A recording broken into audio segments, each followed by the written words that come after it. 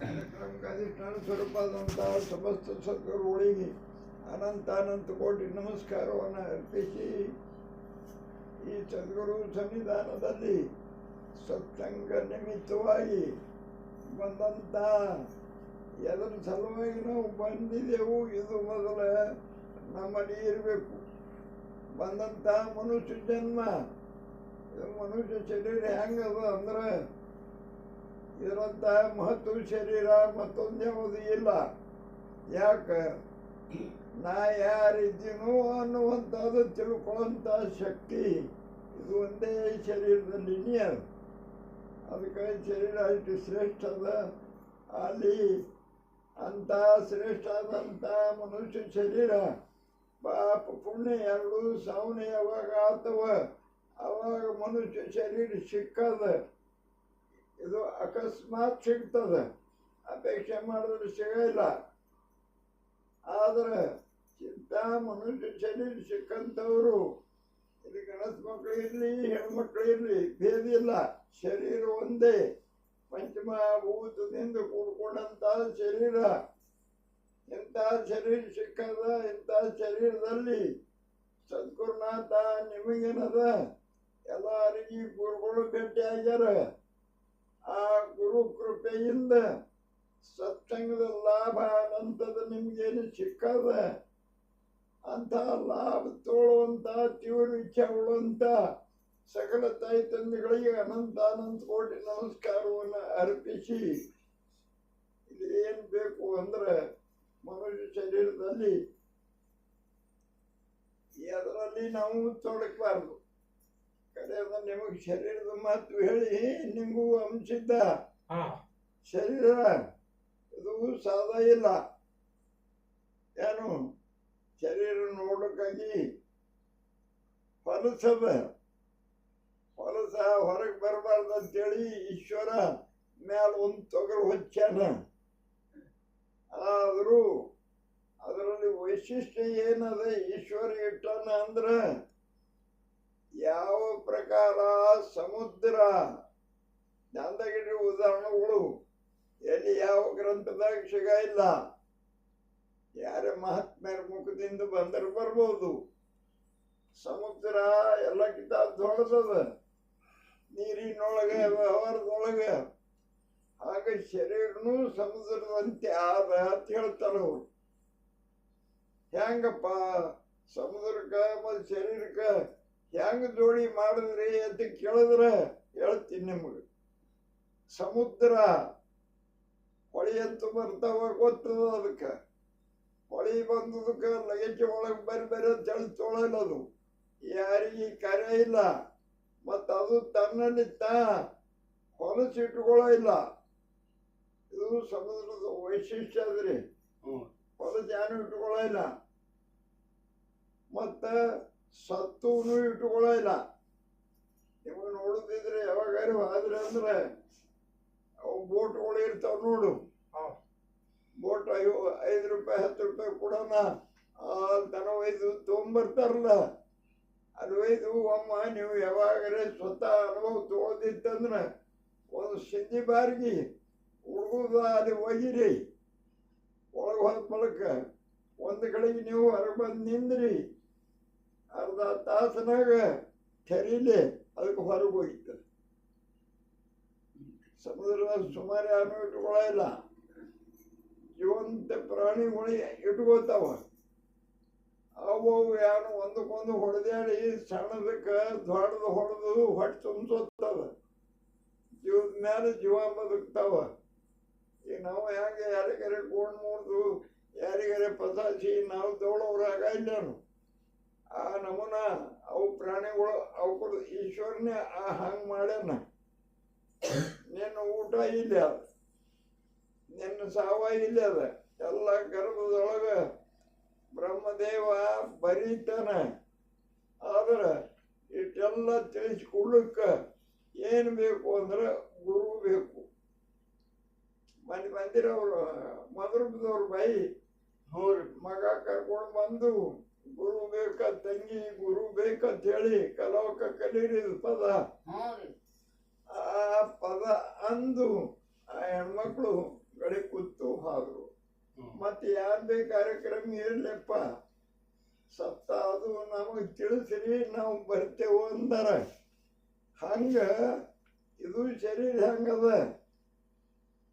ಸಮುದ್ರದ ಉಪಮಾ ಯಾಕೆ ಕೊಟ್ಟದಂದ್ರ ಸಮುದ್ರ ಉಪಮಾದಂತೆ ಇದು ಶರೀರ ಏನಾದ ಹೊಲಸು ಒಳಗೆ ಏನು ಇಟ್ಕೊತದ ನೋಡ್ರಿ.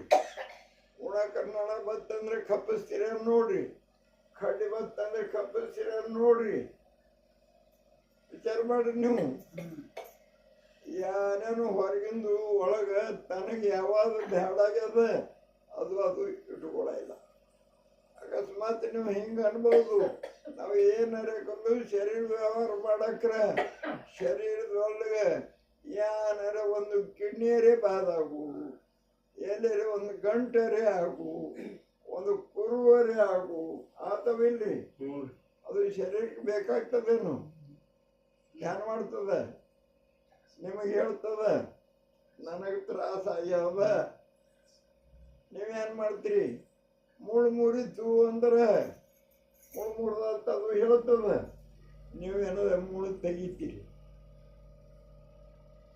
ಅದು ಆರಾಮ ಇರ್ತದೆ.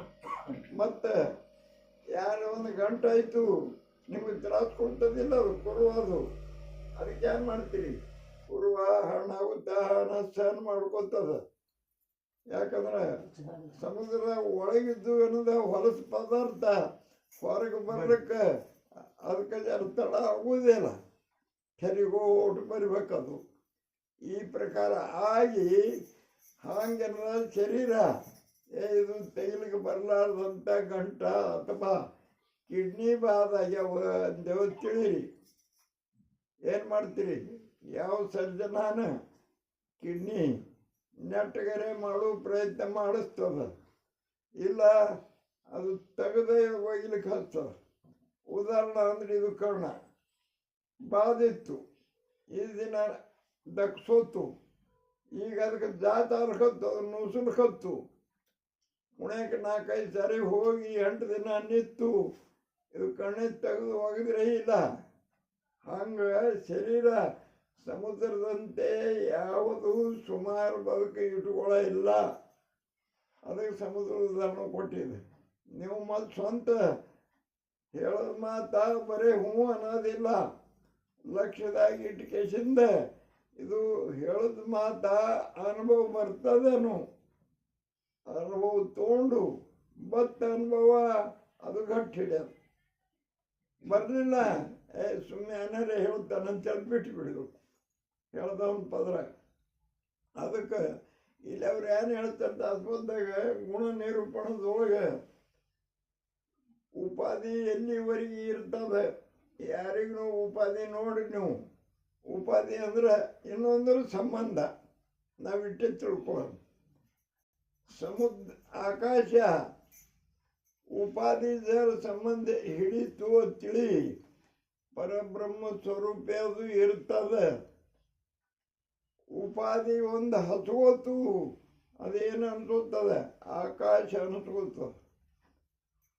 ಯಾವ ಆಕಾಶದಲ್ಲಿ ನಿರುಪಾಧಿಕ ಆಕಾಶ ಏನು ಅದ ಅದೇ ಪರಬ್ರಹ್ಮ ಸ್ವರೂಪ, ಅದೇ ನಿಮ್ಮ ಸ್ವರೂಪ ಅದ. ಈ ಪ್ರಕಾರ ತಿಳಿಬೇಕು ಯಾವಾಗಲೂ ನೋಡ್ರಿ. ಯಾಕಂದ್ರೆ ಈಗ ಉದಾಹರಣೆ ಹೇಳಬೇಕು ಅಂದ್ರೆ ಈಗ ಹೆಣ್ಮಗಳು ಇರ್ತಾಳ, ಲಗ್ನ ಮಾಡ್ತಾರೆ.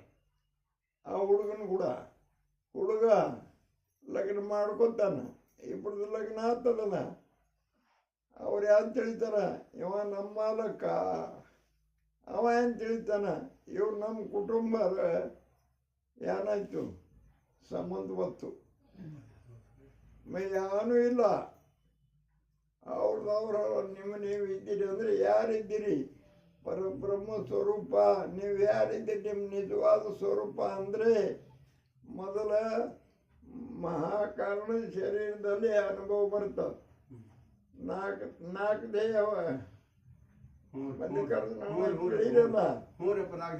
ರಗಡ ಸಾರಿ ಕೇಳ್ತೀರಿ, ದಿನ 4 ಕೇಳೋದು 5 ಇರ್ತಾನ. ಬರೀ ಕೇಳಿಬಿಟ್ರೆ ಉಪಯೋಗ ಇಲ್ಲ.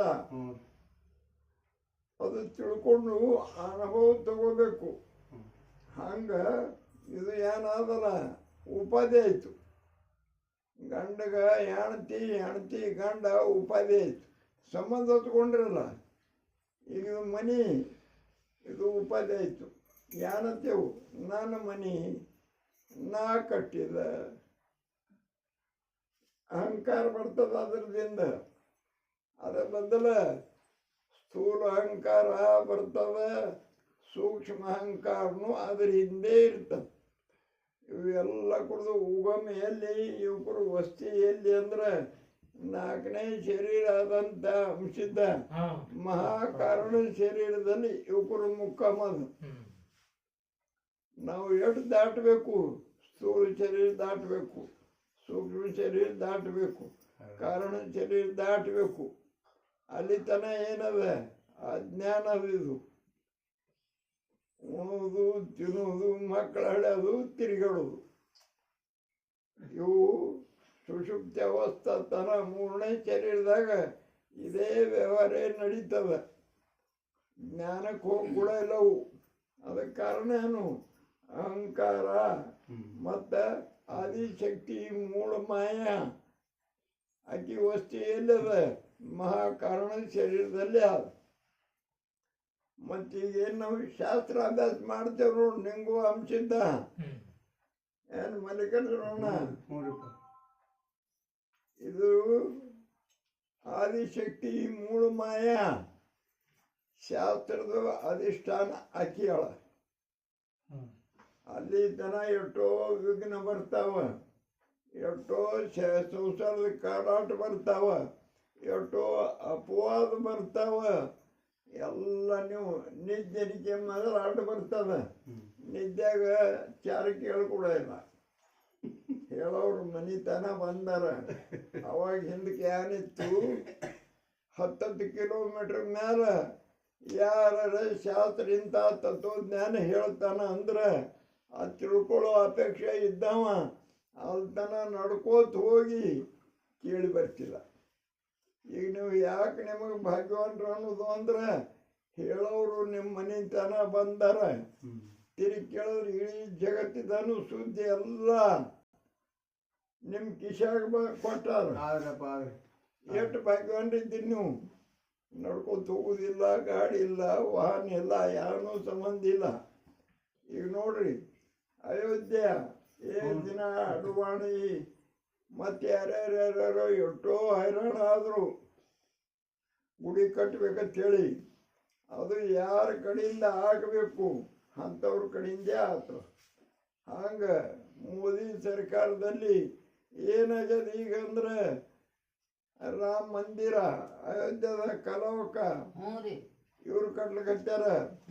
ಕೊಡೋರು ದಾನಸೂರ ಲೆಕ್ಕಿಲ್ಲ ಕೊಡ್ಲಕತ್ಯಾರ. ಕೊಡೋರು ಸ್ವತಂತ್ರ, ಮಾಡೋರು ಸ್ವತಂತ್ರ ಅಂತೇಳಿ. ಆದ್ರೆ ನಾವು ಶಾಸ್ತ್ರಕ್ಕೆ ಬರ್ರಿ, ಸತ್ಸಂಗಕ್ಕೆ ಬರ್ರಿ ಅಂದ್ರೆ ನಾವೇ ಸೌಳಿಲ್ಲ ಆತೇವು. ಅಲ್ಲಿ ಏನು ಬಂದವಂದ್ರೆ ಅಂಶದ ಹೇಳ ನೋಡ್ರಿ, ಅಲ್ಲಿ ಹಲವಾರು ಗಟ್ಲೆ ವಾನರ ಸೇನಾ ಬಂದದತ್ತ. ಯಾರು ಕರ್ಕೊಂಡು ಬರ್ತೀರಿ ಹೇಳ್ರಿ? ವಾನರಗಳು ಬರ್ತಾವ, ನಾವು ಕರೆದ್ರೆ ಹಲವಾರು ವಾನರಗಳು ಬಂದವತ್ತ. ಈಗ ಮತ್ತು ಹಲವಾರು ಪಕ್ಷಿಗಳು ಬಂದವತ್ತ. ಸದ ಮಾತಿಲ್ಲ, ನಾವು ಶನಿವಾರ ಗುಬ್ಬಿ ಹಾರಿ ಹೋಗ್ತದ ಬರ್ತದೆ ನೋಡ್ರಿ. ಹೇಳೋ ಉದ್ದೇಶ ಏನದು ಇಲ್ಲಿ ಅಂದ್ರೆ, ಮಹಾತ್ಮರದು ಸಾಮರ್ಥ್ಯ. ಆ ಪ್ರಭು ರಾಮಚಂದ್ರಂದು ಸೈನಿಕರು, ಮಾರುತಿರಾಯ ಅವನ ಸೈನ್ಯದವರು ಬಂದಾರತ್ತ. ಒಬ್ಬೊಬ್ಬರು 5 ಲಕ್ಷದು ಬರೀ ಒಂದು ಬಾರಿಸೋ ಗಂಟೆ ಕೊಟ್ಟಾರತ್ತ. ನಾವು ಸಪ್ತ ಕೊಡ್ಬೇಕಾದ್ರೆ ಲೆಕ್ಕ ಹಾಕ್ತೇವೆ. ಹೇಗೆ ಲೆಕ್ಕ ಹಾಕ್ತೇವೆ ಹೇಳಿ ಅಂದ್ರೆ, ನಾ ಹೇಳ್ತೇನೆ ಅಂತೇಳಿ ನೀವು ಪರಿಸ್ಥಿತಿ ಇದ್ದವರು, ಅನುಕೂಲ ಇದ್ದವರು, ಪ್ರೇಮ ಇದ್ದವರು ಜರೂರು ಕೊಡಬೇಕು. ಸತ್ಸಂಗ ದುಡ್ಡು ಕೊಡಬೇಕು, ಅನ್ನನೂ ಕೊಡಬೇಕು. ಇದ್ರಾಗ ಯಾರೇ ಗರೀಬರು ಇದ್ರು ಅವ್ರ ಕೈಲಿ ಆಗಲಿಲ್ಲ ಅಂದರೆ ಅವ್ರಿಗೆ ಜೀವಕ್ಕೆ ಹಚ್ಚಬಾರ್ದು, ಅವರು ಹಚ್ಕೋಬಾರ್ದು. ಕೊಟ್ಟವ್ರಿಗಿಂತ ಮುಂದೆ ಬಂದು ಸೇವೆ ಮಾಡಿ ಅಗದಿ ಇಲ್ಲಿ ನಡೆದಂಥದ್ದು ಏನದ ಅದೆಲ್ಲ ಸಾಧ್ಯ ಮಾಡ್ಕೋಬೇಕು. ಈಗಿನ ಸಾವುಕಾರ ಹೆಂಗಾರ ಹೇಳಿ ನಿಮ್ಗೆ ಏನ್ರಿ ಕುಡಿದು ತುಸು ಹೇಳೋದು ಮಕ್ಕಳ ಇರಲಿ, ಅವರು ಕುಡಿದು ಮರ್ಗಿ ತಂದು ಸಾವುಕಾರ ನಾವು ಕೊಟ್ಟಿಲ್ಲ ಅಂತಾರ ಅಂತೇಳಿ ಯಾರ್ಯಾರು ಎಷ್ಟು ಕೊಟ್ಟಾರ ಲಿಸ್ಟ್ ನೋಡ್ತಾರೆ. ನೋಡಿ 100 ರೂಪಾಯಿ ಯಾವ ಎಲ್ಲಕ್ಕಿಂತ ಹೆಚ್ಚು ಕೊಟ್ಟಿದ ಅಂತೇಳಿ ಇವ್ರು ಏಕ್ ಕೊಡ್ತಾರೆ. ಯಾಕೆ ಸಾವುಕಾರ ಅಂಥೇಳಿ ಇದು ಪದ್ಧತಿ ಇಲ್ಲ. ಈ ಕೈಲಿ ಕೊಟ್ಟು ದಾನ ಈ ಕೈ ಗೊತ್ತಾಗಬಾರ್ದತ್ತು. ಯಾವಾಗಿಂದ ಅವಾಗೇ ಕೊಡಬೇಕು. ನಾಳೆ 100 ರೂಪಾಯಿ ತಂದು ಕೊಡ್ತೇವ್ರಿ ಅಂದ್ರೆ ಹೊತ್ತೊಂಡ್ರದಾಗ ಅಂಶದ ವಿಚಾರ ಬದಲಾಯಿಸಿ 50 ಕೊಡ್ತೇವೆ. ಕೇಳ್ತೇನೆ ರೀ. ಮತ್ತು ದಾನ ಮಾಡವ ಅಂಜಿ ಕೊಡಬೇಕು. ಯಾಕೆ ಅಂಜಿ ಕೊಡಬೇಕು ಅಂದ್ರೆ ನಾವು ಕೊಟ್ಟು ದಾನ ಕೆಲವರು ಮಹಾತ್ಮರು ತಗೊಳ್ಳಿಲ್ಲ.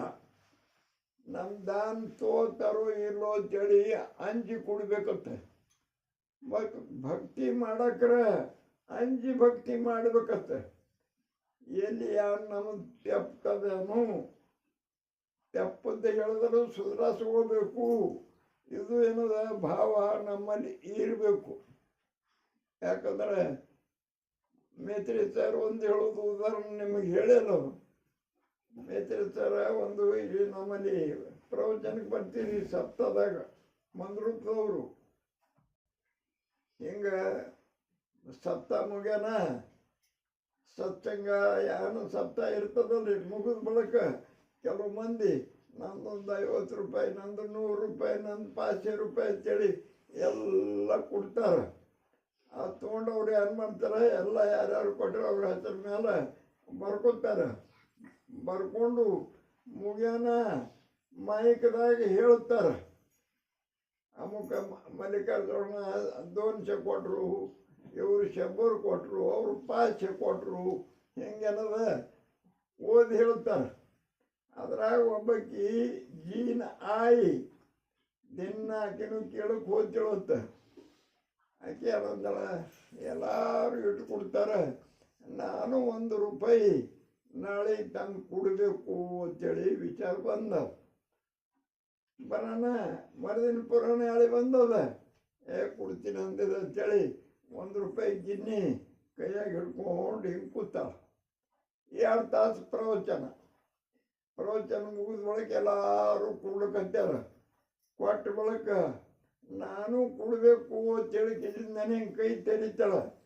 ಮತ್ತು ಅದು ಕೈ ಬೆವುದಲ್ರಿ 2 ತಾಸುಗಟ್ಟಲೆ ಹಿಂಗೆ ಮುಚ್ಚಿಡ್ಯಾನ. ಅದು ಬೆವತದ ನೋಡಿ, ಯಾಕೆ ಕೊಡ್ತಾ ಅಳತಿ ಕೂಡ ಹೇಳತ್ತೇಳಿ ಹೊಳೆ ಬಯಕೆ ಹಿಂಗೆ ತಿಂಗಳ ದಿನ ಮಾಡಿದ್ರೆ 1 ರೂಪಾಯಿ ಕೂಡಿಲ್ಲತ್ತ. ಹಂಗೆ ಭಾವ ಇರಬಾರ್ದು. ಎಟ್ಟೇಕದು ಒಬ್ಬರು ಮಹಾತ್ಮರು ಏನು ಅಂಶದ ನಿಮಗೂ ಹೇಳ್ತೀನಿ. ನಿಮ್ಗೆ ಎಲ್ಲರ ಲಕ್ಷ್ಯದಾಗಿಡಿ, ದಾನ ಮಾಡೋವನ ಕೈಯ ಮ್ಯಾಲೆ ಇರ್ತದೆ. ಅದಕ್ಕೆ ಹೇಳ್ತಾರೆ 4 ವರ್ಣ ಅವ: ಬ್ರಾಹ್ಮಣ, ಕ್ಷತ್ರಿಯ, ವೈಶ್ಯ, ಶೂದ್ರ. ಮತ್ತು ಆಶ್ರಮ, ಬ್ರಹ್ಮಚರ್ಯಾಶ್ರಮ, ಗೃಹಸ್ಥಾಶ್ರಮ, ವಾನಪ್ರಸ್ಥಾಶ್ರಮ, ಸನ್ಯಾಸಾಶ್ರಮ. 4 ಆಶ್ರಮ ಅವ. ಈ 4 ಆಶ್ರಮದೊಳಗೆ ಸಂತರು ಹೇಳ್ತಾರೆ, ಎಲ್ಲರಿಗಿಂತ ಯಾವನ ಕೈ ಮೇಲೆ ಇರ್ತದ ಅಂದ್ರೆ ಆ ಗೃಹಸ್ಥಾಶ್ರಮದಂಥ ಒಕ್ಕಲಿಗನ ಕೈ ಮೇಲೆ ಇರ್ತದೆ. ಅವ ಯಾರಿಗೆ ಬೇಡ್ತಾನೆ ನೋಡಿ. ರಾತ್ರಿ ಆಗಲ ಮೇಯನ ಕಟ್ನೀರ ತನ ಹೊಲ್ದಾಗ ದುಡಿದು ಅದು ಉತ್ಪನ್ನ ತೆಗೆದು ಮತ್ತೊಬ್ಬರಿಗೆ ಅನ್ನ ಹಾಕ್ತಾನೆ, 4 ದುಡ್ಡು ಕೊಡ್ತಾನೆ, ಅವನ ಕೈ ಮೇಲೆ ಇರ್ತಾನೆ. ಅದಕ್ಕೆ 3 ಆಶ್ರಮಕ್ಕಿಂತಲೂ ಗೃಹಸ್ಥಾಶ್ರಮ ಶ್ರೇಷ್ಠ ಅಂತ ಸಂತರು ಹೇಳ್ಕೊಂಡು ಬಂದಾರೆ. ಅದಕ್ಕೆ ಇಲ್ಲಿ ಏನು ಮಾಡ್ಬೇಕು ನಾವು ಅಂದ್ರೆ ಇವೆಲ್ಲ ಆಶ್ರಮ ನೋಡಿಕೊಂಡು ನಮ್ಮ ಪರಿಸ್ಥಿತಿ ದಿನ ತೆಗೆದು ಕೊಡಬಾರ್ದು. ಅವರೇಟು ಕೊಟ್ಟರೆ ನೋಡೋದಿಲ್ಲ. ಈ ಪ್ರಕಾರದಿಂದ ನಮ್ಮ ಕಡೆಯಿಂದ ಭಕ್ತಿ ಅನ್ನೋಂಥದ್ದು ಗಳಸಲಕತ್ತದನ್ ಇಲ್ಲ. ಯಾನ್ ಭಕ್ತಿ? ನಾ ಯಾರಿದ್ದ ಇದು ತಿಳಿಸ್ಕೊಡಂತ ದಾತ ಬೇಕ್ರಿ. ಬರೀ ಬಾಳ ಶಾಸ್ತ್ರ ಓದಿಕೆಸಿಂದ ಶಾಣೆ ಅನ್ಕೊಂಡು ನಿಮ್ಮ ಕಳೆದ ರೊಕ್ಕ ತೊಗೊಂಡು ಹೋಗೋವಿದ್ರೆ ಉಪಯೋಗ ಇಲ್ಲ. ನಮಗೆ ನಮ್ಮ ನಿಜವಾದ ಸ್ವರೂಪದ ಅನುಭವದ ಬೋಧ ಮಾಡ್ಬೇಕವ. ತತ್ವಜ್ಞಾನ ಎದಕ್ಕತ್ತಾರ? ಅಧ್ಯಾತ್ಮ ಅಂದ್ರೆ ಎದಕ್ಕೆ ಅನ್ಬೇಕು ಅಂದ್ರೆ ನಮ್ಮ ನಿಜವಾದ ಸ್ವರೂಪ ಏನದ ಅದು ತಿಳಿಸಿಕೊಡಂಥ ದಾತ, ಆ ತಿಳಿಸಿಕೊಡಂಥ ವಿಷಯ ಇದು ಅಧ್ಯಾತ್ಮ. ಅದಕ್ಕೆ ಮರಾಠಿದಾಗ ಹೇಳ್ತಾರೆ, ಜಲ ತತ್ವಜ್ಞಾನ ಕಳತ್ ನಹಿ, ಜಲ ಆತ್ಮಜ್ಞಾನ ಹೋತ್ ನಹಿ. ತಿಳಿತೇನ್ರಿ? ಅದ್ರ ಸಲಕ ನಾವು ಏನು ಮಾಡಬೇಕು ಅಂದ್ರೆ ತತ್ವಜ್ಞಾನವ ತಿಳಿಸ್ಕೊಡ್ಬೇಕು. ತತ್ವಜ್ಞಾನ ಅಂದರೆ ಕಾಣಿಸುವಂಥ ಪದಾರ್ಥ. ಒಟ್ಟು 3 ಮಾತಿನ ವಿಚಾರ ಅಂತ ಹೇಳ್ಯಾರ ನಮ್ಮ ಮನೆಯಿಂದ ಸರಿ. ಒಟ್ಟು 3 ಮಾತು ವಿಚಾರ ಪರಮಾರ್ಥದೊಳಗೆ. ನಾ ಯಾರು, ನನ್ನ ನಿಜವಾದ ಸ್ವರೂಪ ಏನು, ಅವ ನಾವು ಒಂದೇ ಇದ್ದೇವೆ ಅನ್ನೋ ಬ್ಯಾರಿದ್ದೆವು. ಜೀವ ಬ್ರಹ್ಮ ಇವ ನಾ ಪರಹ. ಹಂಗದ, ಜೀವನೇ ಬ್ರಹ್ಮದಾನ. ಜೀವ ಎಲ್ಲಿವರೆಗೆ ಅನ್ಸುತ್ತಾನ ಅಂದ್ರೆ ಇವ ಮಹಾಕಾರಣ ಶರೀರಕ್ಕೆ ಹೋದ ಬಳಕ ಅಲ್ಲಿ ಜೀವನ ಮುಕ್ತ ಪುರುಷ, ಸ್ಥಿತಪ್ರಜ್ಞೆ ಪುರುಷ ಅಂತ ಅವನಿಗತ್ತಾರ. ಅಲ್ಲಿ ಹಂಗೆ ಅವ ಮುಂದೆ ಹೋಗ್ಬೇಕು. ಹ್ಯಾಂಗ ದಿನಾಲು ಅದೇ ಅನುಭವ ತೊಗೊಂಡೆ ತಿಳಿಯಿರಿ. ಅದು ಮರಿಬೇಕು, ಅನುಭವ ಮರಿಬೇಕು, ಮರ್ತ ಅನುಭವ ಬರಬೇಕು. ಅದೇ ನಮ್ಮ ನಿಜವಾದ ಬ್ರಹ್ಮ ಸ್ವರೂಪ. ಇನ್ನೊಂದು ದೃಷ್ಟಿಯಲ್ಲಿ ಹೇಳ್ಬೇಕಂದ್ರೆ ನಾ ಪಡೆದಂಥ ಆತ್ಮಸ್ವರೂಪದ ಅನುಭವ ಇನ್ನೊಬ್ಬರಲ್ಲಿನೂ ಆತ್ಮಸ್ವರೂಪ ಅದ. ಆ ಅನುಭವ ಅವರಲ್ಲಿ ನಾವು ಗುರುತಿಡಬೇಕು. ಇದಕ್ಕೇನು ಬೇಕು? ಅಂಶದ ಭೂತದಯ ಬೇಕು, ಪ್ರೇಮ ಬೇಕು. ಇದಕ್ಕೆ ಉದಾಹರಣೆ ಅಂದ್ರೆ ನಾಮದೇವ್ ಮಹಾರಾಜರು ಏನು ಮಾಡ್ತಿದ್ರು? ಅವರು ದೇವ್ರಿಗೆ ಕೈ ಹಿಡಿದು ಹೋಗೋದು ಅದೊಂದು ವಿಷಯ ಬೇರೆನೇ ಅದ. ಅವರು ಬುತ್ತಿ ತಗೊಂಡು ಇಟ್ಟಾರ, ಒಳಗೆ ಜಳಕ ಮಾಡ್ಲಕತ್ಯಾರ. ಆತ್ಮಜ್ಞಾನದ ಅನುಭವ ಆಗಿತ್ತು. ಮತ್ತೊಬ್ಬರ ಬಲ್ಲಿನೂ ಆತ್ಮಸ್ವರೂಪ ಆದ ಅವ್ರಿಗೆ ಅನುಭವ ಬರ್ತಿತ್ತು. ಅಂತರದ ನಾಯಿ ಬಂದು ಒಂದು ಚಪಾತಿ ತೊಗೊಂಡು ಹೋಯ್ತು, ಓಡ್ಲಕತ್ತು. ನೋಡಿದ್ರು ಇವರು, ಹಂಗೆ ಯಾಕೆ ಹೋತಿ, ಒಣ ಚಪಾತಿ ಆಗ್ತೈತಿ, ತುಪ್ಪಿನ ಮಿಡಿ ಅದು ದಮ್ಮಿಡಿ ಕೊಡ್ತಾ ಬೆನ್ನು ಹತ್ತಿದ್ರು. ಇದಕ್ಕತ್ತಾರ ಭೂತದಯ. ಇನ್ನೊಬ್ಬರ ಬದಲ ಪ್ರೇಮ ಉತ್ಪನ್ನ ಆಗಬೇಕು. ಇಲ್ಲಾಯ್ತಂದ್ರೆ ನಮ್ಮದು ಸ್ವಭಾವ, ಅಜ್ಞಾನಿ ಮಂದಿದು ಸ್ವಭಾವ ಹಂಗದ. ನೆರಮನೆ ಹೋಗಲಿ, ನಮಗೆ ಕರ ಕಟ್ಲಿಕ್ಕೆ ಹಿಂಬಾಗಲಿ. ಈ ಪೈಕಿ ನಾವು ಹೆಚ್ಚು ಮಂದಿ ಇದ್ದೆವು. ಅದರಾಗ ಸುಖ ಸಿಗಲ್ಲ. ಜನ್ಮ ಮರಣ ಅನಂತದು, ಇದು ಯಾರಿಗಿದ್ದಪ್ಪ ಇಲ್ಲ. ಆತ್ಮಜ್ಞಾನ ಅನುಭವ ತಗೊಂಡು ಮುಂದೆ ಹೋಗಿ ತನ್ನ ನಿಜವಾದ ಬ್ರಹ್ಮ ಸ್ವರೂಪದ ಅನುಭವ ತಗೋಬೇಕು. ಜೀವ ಬ್ರಹ್ಮ ಏಕತ್ವ, ಇದು ಖರೆ ತತ್ವಜ್ಞಾನ. ಅದು ಹೇಳೋರ ಬಾಯಿಲಿ ನಾವು ಕೇಳಬೇಕು. ಇಲ್ಲಾಂದ್ರೆ ಬೋಲೆ ಚಾಲೆ त्याची ಒಂದವಿ ಪಾವಲಿ, ಕಾಲು ಯಾರು ಬೀಳಬೇಕು. ಮಾತಾಡ್ದಂಗೆ ಯಾವ ನಡೀತಾನೆ ಅವನ ಕಾಲು ಬೀಳಬೇಕು. बोलणे एक आणि चालणे एक. ಮಾತಾಡ್ತಾನೆ ಒಂದು, ಹಂಗೆ ನಡೆಯಂಗಿಲ್ಲ ಅಂತಂದು ಪಾಹುನೇ ತ್ಯಾಚೆ ಮೂಕ್ ಅಂದರು. ಬರೇ ಮೂವತ್ತು ನೋಡಬೇಡದ ಅಂತ ಒಂದು ಅವನ ಬಾಯಲ್ಲಿ ಕೇಳೋದರ ಸೂರ್ಯ ಉಳಿತು. ಅದಕ್ಕೆ ನಿಮಗೆ ಮೊನ್ನೆ ಅಂದಿನ ಸತ್ಸಂಗದ ಇದು ಹೇಳ್ತತ್ತೆ, ಎಲ್ಲಾರು ಧ್ಯಾನದಾಗಿಡ್ರಿ. ನಾಳೆ ಗುರುವಾರ ದಿನ ಸತ್ಸಂಗ ಅಂದರೆ ಏನು, ಸತ್ಸಂಗ ಮಹಿಮಾ ಅದು ವಿಷಯ ಏನದ ನಾವು ನೀವು ತೋಳನು. ಆದರೆ ಈಗ ತೊಗೊಂಡಂಥ ಕೇಳಿದಂಥ ವಿಷಯ ಹಂಗೆ ನಮ್ಮಲ್ಲಿ ಎಲ್ಲರಲ್ಲಿ ಸದ್ಬುದ್ಧಿ ಅನ್ನೋಂಥದ್ದು ಬಂದು ನಮಗೆ ಅಂತ ಅನುಭವ ಬರಂಗ ಆ ಸದ್ಗುರುನಾಥ ನಮ್ಗೆ ನಿಮ್ಗೆ ಎಲ್ಲರಿಗೂ ಆಶೀರ್ವಾದ ಮಾಡಲಿ, ಉದ್ಧಾರ ಮಾಡಲಿ ಅಂತ ತಿಳ್ಕೊಂಡು ಅವ್ರು ನುಡಿಸಂತ 4 ಮಾತು ಅವ್ರ ಪಾದಕ್ಕೆ ಅರ್ಪಣೆ ಮಾಡಿ ಇವತ್ತಿನ ವಿಷಯ ಮುಗಿಸ್ತದೆ. श्री सद्गुरुनाथ भाऊसाहेब महाराज की जय. राजा